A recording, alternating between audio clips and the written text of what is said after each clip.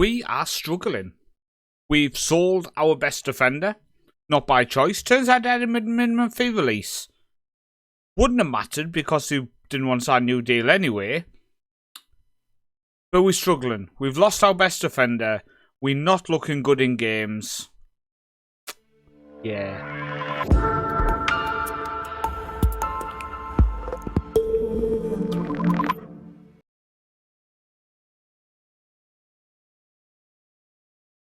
So I did have a plan to do a live com today, but instead I've come back and we are going to basically recap and look at our tactical style, look how we've done in games, and try to understand maybe what we can adjust to turn our form around. So first off, ins and outs. First off, Bajrami's gone to Atalanta for 5.5 million. Now when you look at his income and sale of 444k in, 5.5 million out, that is quite good, but at the same time, I'd rather us not have lost him for that. Juan Torres has gone out on loan. Hopefully he can get some football and develop a little bit. Abrahams has gone out on loan as well. Now, if he doesn't feature much, I might end up calling him back because at the minute he's not been playing much. And we're actually looking a bit weak in defence, so potentially we could end up calling him back. Michael Campos has now actually left us, 21.5k. Don't think we made profit on him when you count on the wages we've paid, etc. João Rui has gone out on loan. He was a bit pissed off that he wasn't in our squad registration for the league. I mean, I could technically register him anytime I wanted, but he started complaining, said he wanted to go on loan, so we've let him go out on loan. And Ricardo Oliveira has also gone out on loan just to gain some experience. Now, the ins, we've picked up 2.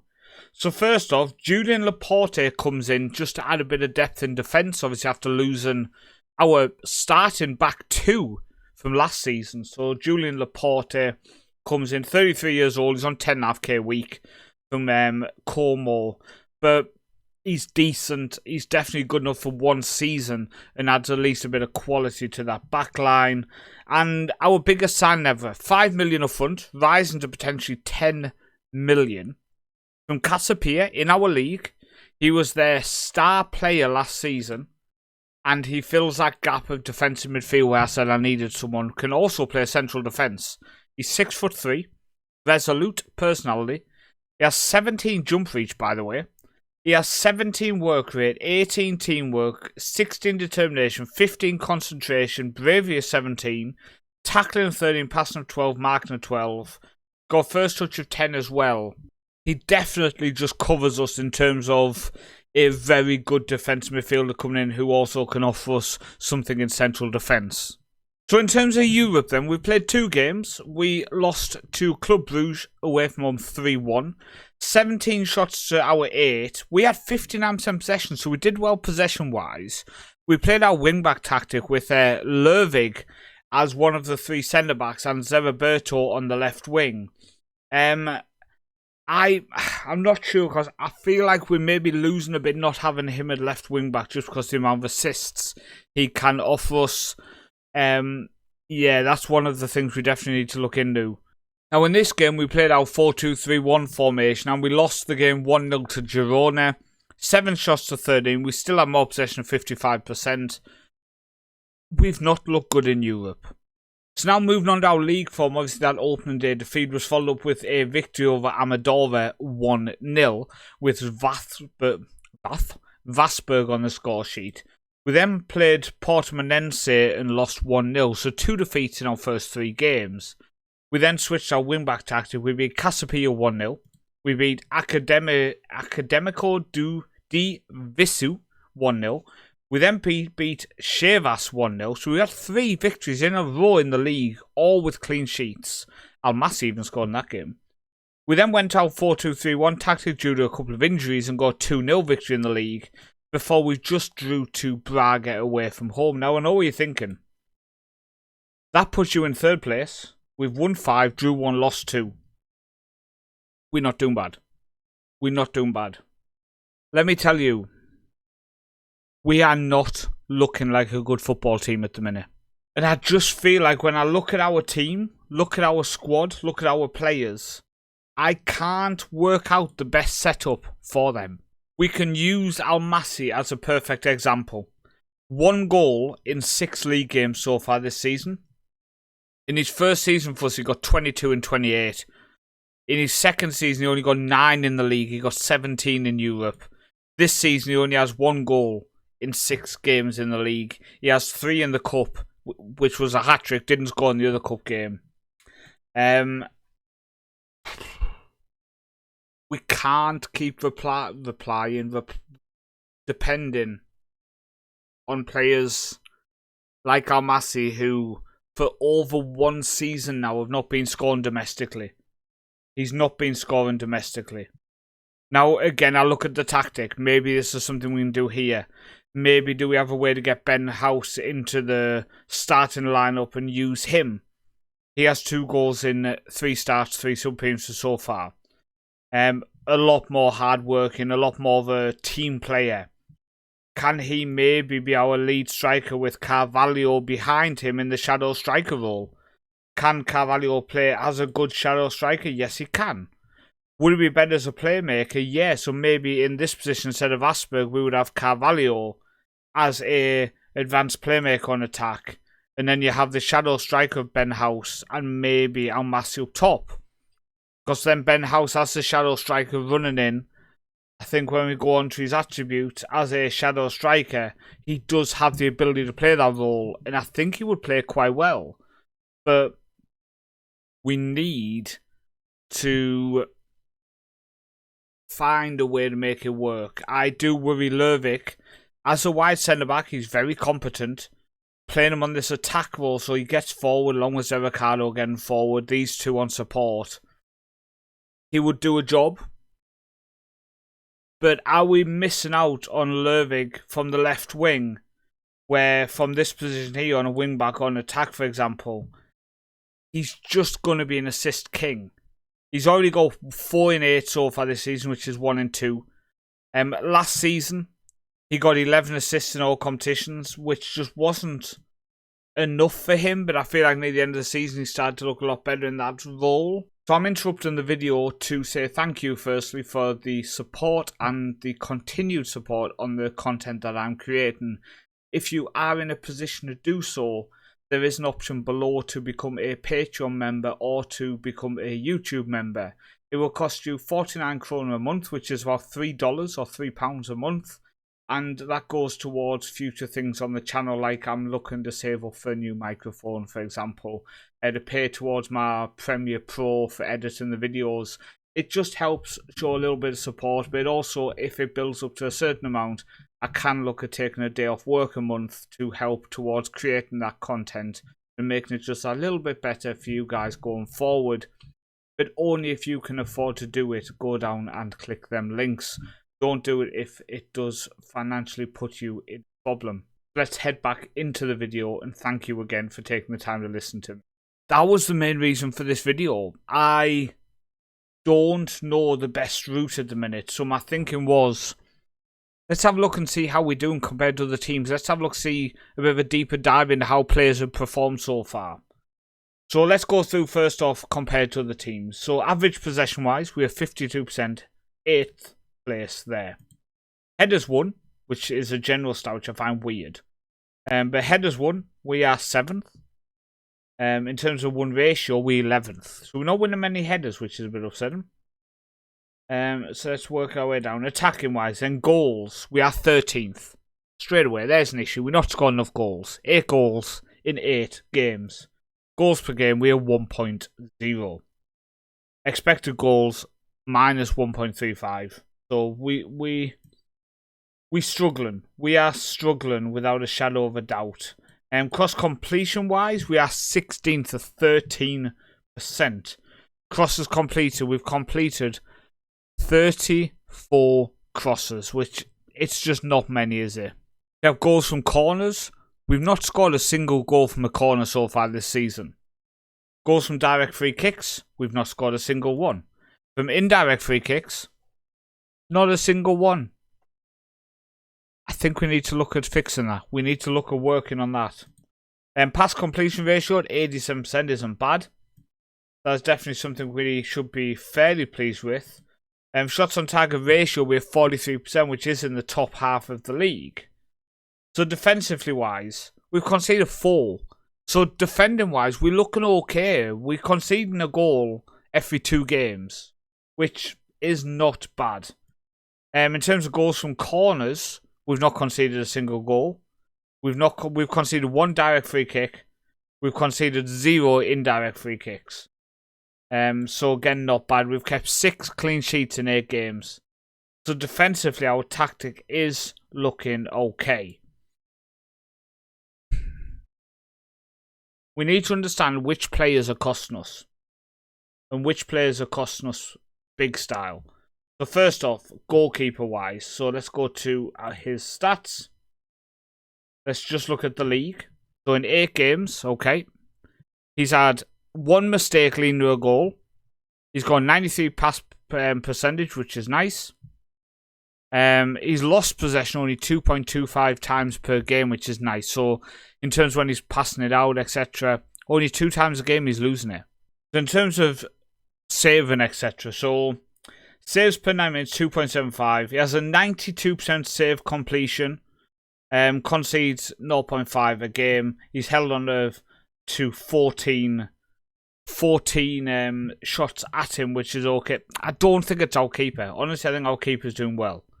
Bernard, let's have a look at Bernard, shall we? So, again, just look at the league. So, chances created, goals, etc. I'm ignoring in terms of a central defender. So, assists, key passes, he's had 5 key passes, which is nice. Interceptions, 11. Passes completed per 90 minutes is 65 with a 92% pass completion ratio, which is nice to see. Headers won ratio at only 62% with tackles at 78%. It's a bit worrying. I would like to see his headers won higher. I would like to see that higher.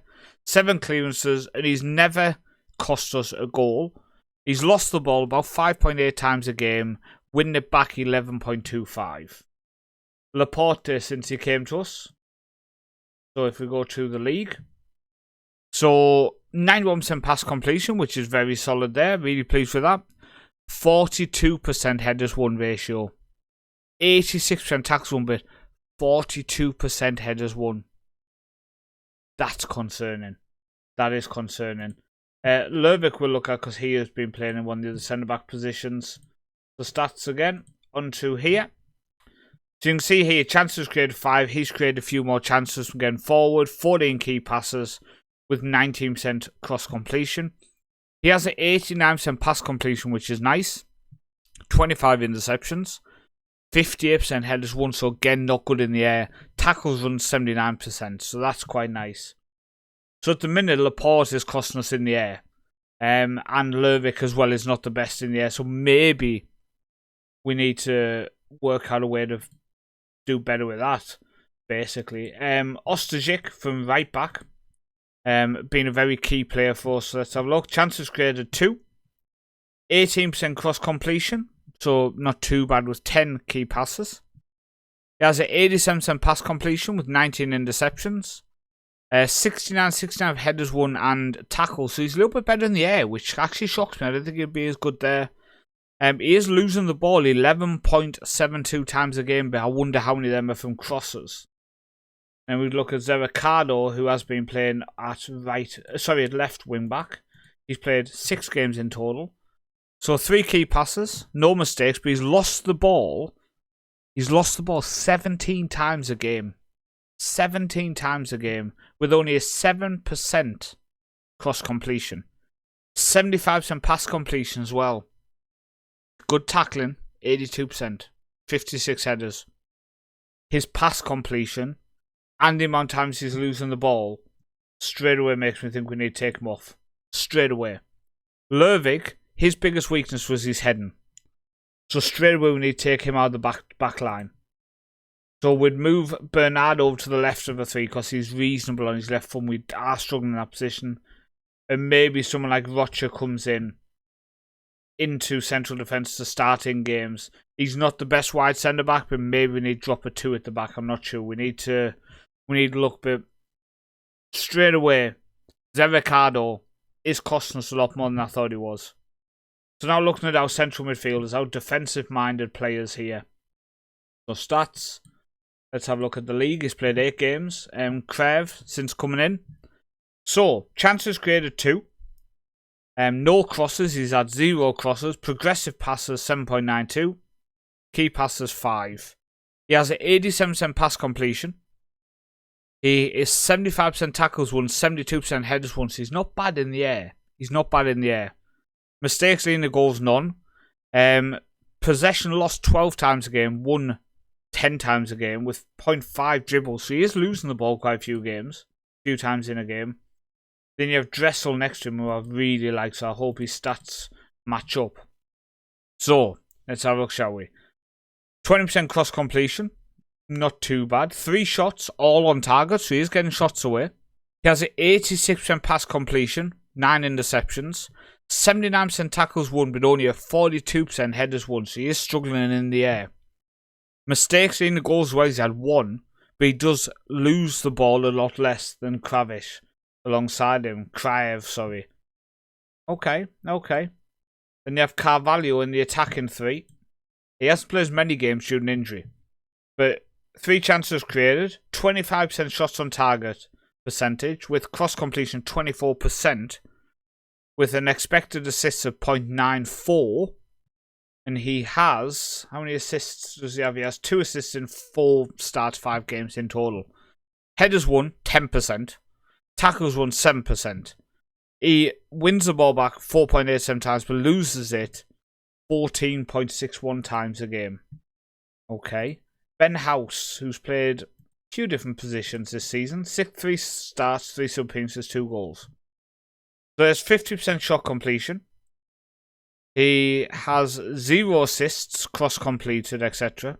Has 89% pass completion, which is nice. He is distributing the ball well. He wins the ball back 3.232. He only loses the ball 4.98 a game. That's not bad. Then we look at Al Massi, who has a 46% shots on target percentage, 86% pass completion, 53 for headers won, 67 for tackles won, 2.42 for possession won and possession lost. Then we move on to some of these other backup players. So Travassos, for example, has been coming off the bench. Has he been doing better than I expected? 6 times off the bench. 17% cross completion, which isn't bad. Maybe he should be the backup left back straight away. 91% pass completion. 100% tackles won, no headers. 19 times per 90 minutes he's losing the ball. 19 times per 90 minutes. It's not good. It's not good.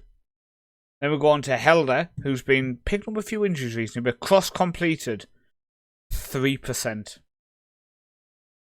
3% of crosses completed for our winger. 3%. 57% shots on target. 85% pass completion. 82% tackles won. 7 headers won, 41%. 16 times a game he loses possession, but only 3% for crosses completed is not good. So, Vasberg, 6 starts. He has a 56% shots on target, 18% cross completion, 83% pass completion, 86% tackles won, 22 headers, loses the ball 9.3 times a game. I'm a little bit shocked about a couple of the people so far. Stats for Heyer.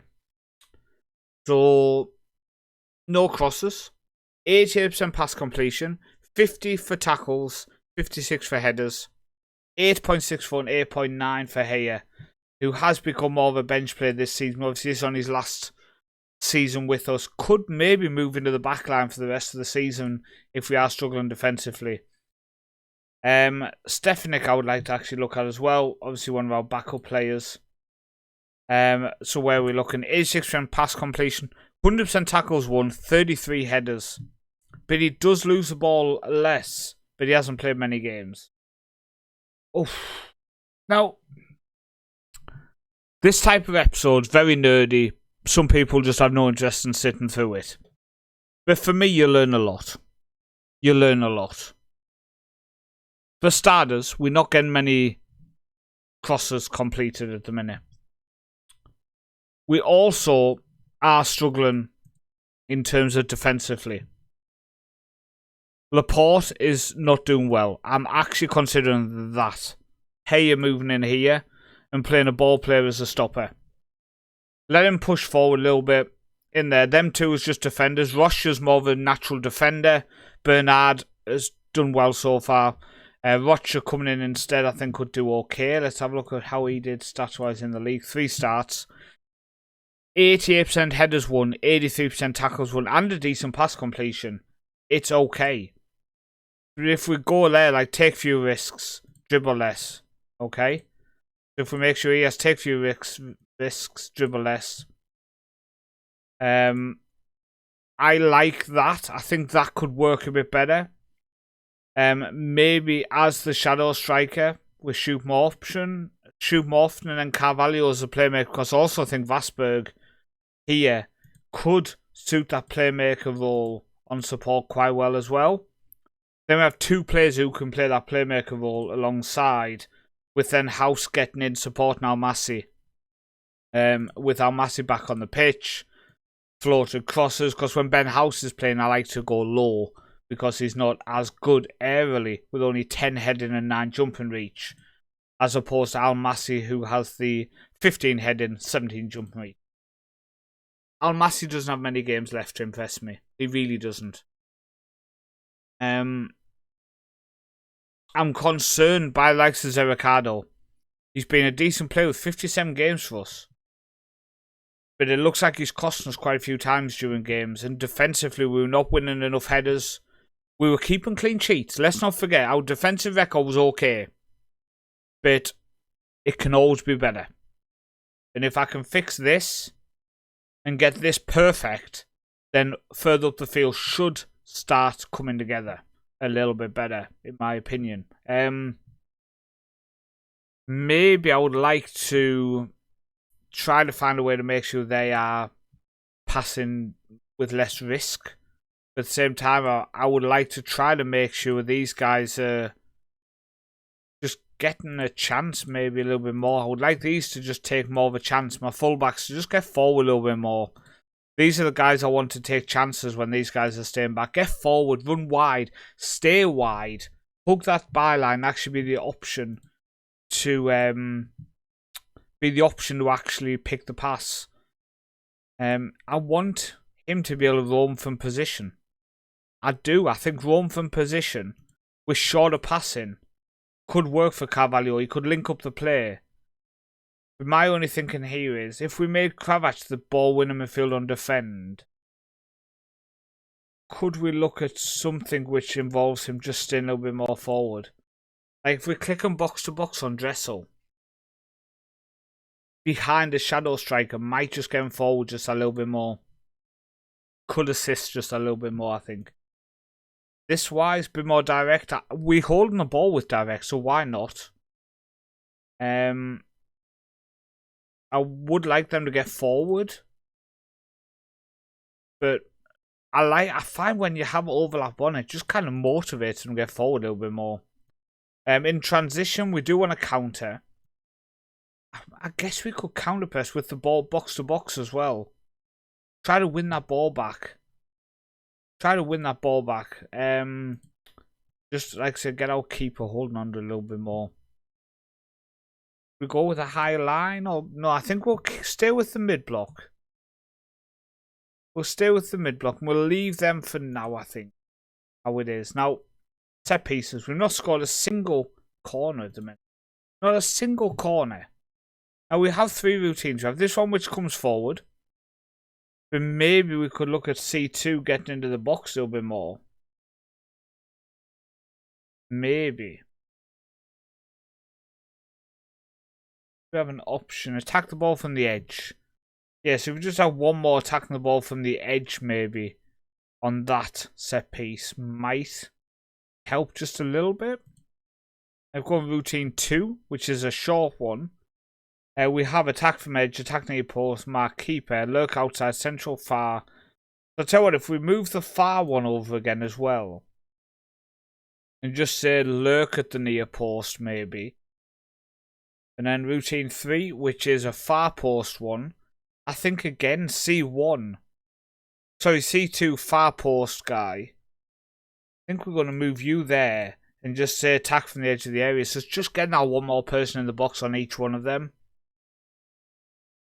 I think it's something we're going to have to look at doing. Then you go free kick wise, wide. Don't think we look bad there. Honestly, I don't think we look bad there. And then we got the different routines, which is one which is a far post. Then we got the come short one as well. I don't mind them. Honestly, I don't mind them. I just think it was maybe the corner one lacking that one or two people getting further in. Might just motivate us to get forward a little bit more. And something else I wanted to mention is the fact that we now have 18 for training facilities, which is a 4.5-star rating. So we are very close to world-class training facilities, which is something I do want to try to get in the next 12 months. I think it's a massive benefit for the players as we look to try to progress. But I do think with the players we've lost defensively, with our lack of goals up front at the minute, we are in the aftermath of success. After winning the Conference League, we are now having to rebuild after the bigger clubs came and stole our players. This was a very nerd fest of an episode when I kind of just made myself understand my changes a little bit more and speak to you guys about it. But hopefully you did enjoy it. Join me in the next episode where we will have a live com and we'll be looking ahead to the January transfer window. You will see on the screen now the people who are patrons or monthly members through YouTube. If you do want to join, links are in the description below. The YouTube one, you can just click that join button next to where the subscribe button is, or go into the description if you want to become a Patreon member. Links are below. Thank you for your support, and hopefully I will see you on the next video.